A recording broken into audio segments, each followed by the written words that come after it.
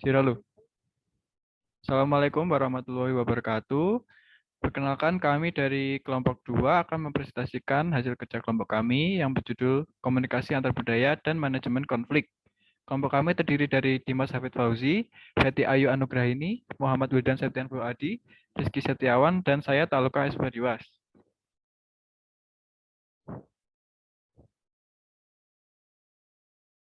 Slide pertama, pengertian komunikasi antar budaya.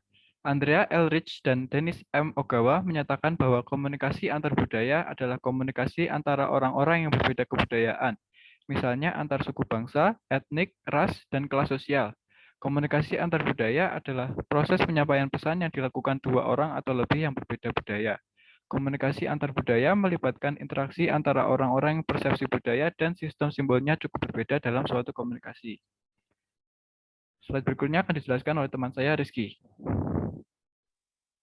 Konsep yang berkaitan dengan komunikasi antar budaya. Antara lain, ada 1, etnik, 2, ras, 3, etnosentrisme atau rasisme, 4, prasangka, 5, multikulturalisme, 6, keragaman budaya. Next. Alasan mempelajari komunikasi antar budaya. 1, membuka diri dan memperluas pergaulan. 2, meningkatkan kesadaran diri. 3, etika. 4, mendorong perdamaian dan meredam konflik. 5, demografis. 6, ekonomi. 7, menghadapi perkembangan teknologi komunikasi. 8, menghadapi era globalisasi. Selanjutnya akan dilanjutkan oleh teman saya, Dimas. Dan tujuan konflik. Manajemen konflik adalah usaha-usaha yang perlu dilakukan dalam rangka mencegah, menghindari terjadinya konflik, serta mengurangi risiko dan menyelesaikan konflik sehingga tidak mengganggu kinerja organisasi. Secara singkat, proses mengelola konflik untuk mencapai tujuan organisasi. Adapun tujuan manajemen konflik antara lain, 1, mencegah terjadinya konflik, 2, menghindari dari adanya konflik yang terjadi, 3, mengurangi dampak risiko yang diakibatkan konflik, 4, menyelesaikan konflik dalam waktu sesingkat mungkin. Untuk selanjutnya akan dijelaskan oleh rekan saya, Wildan. Untuk teknik mencegah konflik adalah 1. Objek pencetus konflik harus disosialisasikan secara jelas. 2. Dihindari adanya kesalahpahaman. 3. Benefit harus dibagi secara adil dan merata atau famous. 4. Transparansi perlu dijaga. Teknik menghindari konflik adalah 1.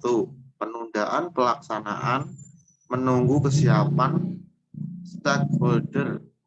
2. Win-win solution. 3. Penerapan exit strategi. Teknik mengurangi dampak. 1. Mengurangi skala kegiatan. 2. Penanganan atau penyelesaian dipercepat.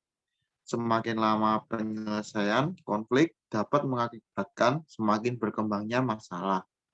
Untuk slide selanjutnya akan dijelaskan teman saya, Feti.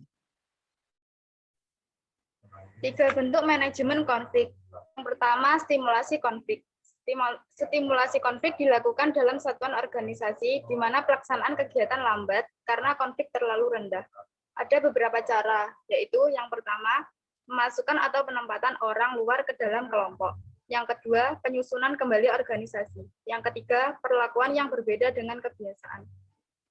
Untuk yang kedua, pengurangan atau penekanan konflik. Bentuk manajemen konflik ini digunakan untuk mengelola tingkat konflik melalui pendinginan suasana tetapi tidak menangani masalah-masalah yang semula menimbulkan konflik. Untuk metode yang digunakan, yang pertama, mengganti tujuan yang bisa diterima kedua kelompok. Untuk yang kedua, mempersatukan kedua kelompok yang bertentangan untuk menghadapi ancaman atau musuh yang sama. Untuk yang ketiga, penyelesaian konflik. Metode penyelesaian konflik dapat dilakukan melalui 2 cara, yaitu yang pertama, dominasi dan penekanan dilakukan melalui kekerasan, penenangan, penghindaran, atau pemberlakuan aturan mayoritas. Untuk yang kedua, kompromi. Dilakukan melalui pemisahan arbitrasi kembali ke peraturan-peraturan ataupun penyuapan.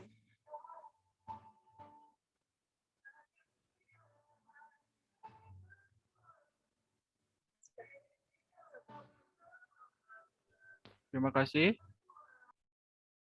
Itu saja dari kami. Wassalamualaikum warahmatullahi wabarakatuh. Waalaikumsalam warahmatullahi wabarakatuh.